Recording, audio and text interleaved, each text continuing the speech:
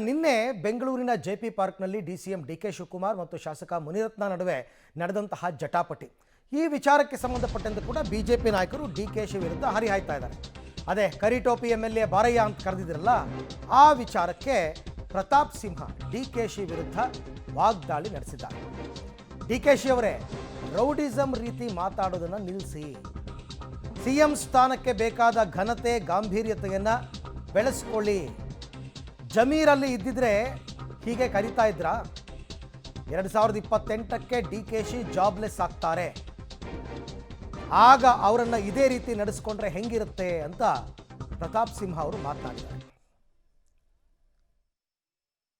ನಾನು ಮಾನ್ಯ ಡಿಕೆ ಶಿವಕುಮಾರ್ ಅವರು ಈ ರಾಜ್ಯದ ಮುಖ್ಯಮಂತ್ರಿ ಆಗಬೇಕು ಅಂತ ಕನಸು ಕಾಣ್ತಾ ಇದ್ದೀರಿ ಸರ್. ಮುಖ್ಯಮಂತ್ರಿ ಸ್ಥಾನದ ಆಸೆ ಇಟ್ಕೊಂಡ್ರೆ ಸಾಗಲ್ಲ ಸರ್.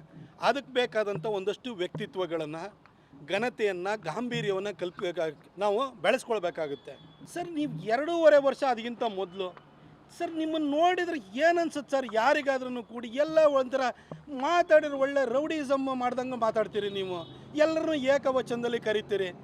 ನೀವು ಇವತ್ತು 138 ಜನ ಶಾಸಕರಿದ್ದೀರಿ, ಒಂದು 80 ಚಿಲ್ಲರೆ ಅಪೋಸಿಷನ್ ಅವ್ರು ಇದ್ದಾರೆ ಸರ್. ಅವರಿಗೂ ಗೌರವ ಕೊಡಬೇಕಲ್ಲ, ಅವರು ಜನಪ್ರತಿನಿಧಿಗಳಲ್ಲ. ಅಧಿಕಾರದಲ್ಲಿ ಇದ್ದರೆ ಮಾತ್ರ ಅವ್ರಿಗೆ ಗೌರವ ಕೊಡಬೇಕು ಅಂತಲ್ಲ, ಅವರು ಜನಪ್ರತಿನಿಧಿಗಳಲ್ಲ.